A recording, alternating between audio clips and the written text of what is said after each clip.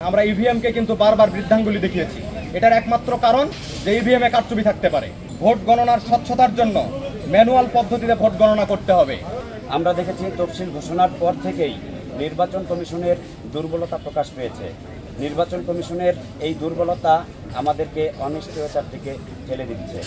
তফসিল ঘোষণার পরপরই আমরা দেখেছি ছাত্র শিবির কেমন আচরণবিধির ন্যূনতম তোয়াক্কা করছে না। তারা হলে হলে শিক্ষার্থীদের মধ্যে আতরবিলি, পানির ট্যাঙ্কি বসানো, ফিল্টার বসানো, খিচুড়ি পার্টি, মুড়ি পার্টি সহ শিক্ষার্থীদের নানা ধরনের উপঢৌকন দিয়ে তাদেরকে প্রভাবিত করার চেষ্টা করছে। এটা সুস্পষ্ট আচরণবিধির লঙ্ঘন।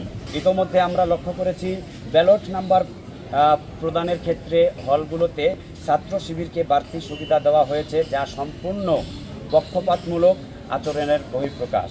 দাবি নাম্বার 1, স্বচ্ছ ব্যালট বাক্সের ব্যবস্থা করতে হবে। ভোট গ্রহণের শুরুতে সাংবাদিক এবং প্রার্থীদের এজেন্টের সামনে ব্যালট বাক্স উন্মোচন করতে হবে। দাবি নাম্বার 2, ভোটারদের আঙ্গুলে উচ্চমান সম্পূর্ণ অমোচনীয় কালির ব্যবস্থা করতে হবে, যাতে কালি না মুছে যায়। 3 নম্বর দাবি, একদিনের মধ্যে, এটা সুস্পষ্ট দাবি নির্বাচন কমিশনের কাছে, একদিনের মধ্যে ছবিসহ ভোটার তালিকা প্রকাশ করতে হবে। 4 নম্বর দাবি, ভোট গণনার স্বচ্ছতার জন্য ম্যানুয়াল পদ্ধতিতে ভোট গণনা করতে হবে। আমরা ইভিএম কে কিন্তু বারবার বৃদ্ধাঙ্গুলি দেখিয়েছি। এটার একমাত্র কারণ যে ইভিএম এ কারচুপি থাকতে পারে। তো সেই জায়গা থেকে আমরা বলছি, অবশ্যই ভোট গ্রহণ যেটা হবে সেই ভোট গণনা ম্যানুয়ালি করতে হবে। প্রার্থীদের নির্বাচনী খরচ নির্দিষ্ট করতে হবে। দাবি নাম্বার 6, সকল প্যানেল বা প্রার্থীর পোস্টারের সংখ্যা নির্দিষ্ট করতে হবে। আমাদের দাবি নাম্বার 7, নির্বাচনী ব্যালট ছাপানো, বাঁধানো, নাম্বারিং করা পর্যন্ত এজেন্টের উপস্থিতি নিশ্চিত করতে হবে। আমাদের দাবি নাম্বার 8, পর্যাপ্ত সংখ্যক বুথের ব্যবস্থা করতে হবে।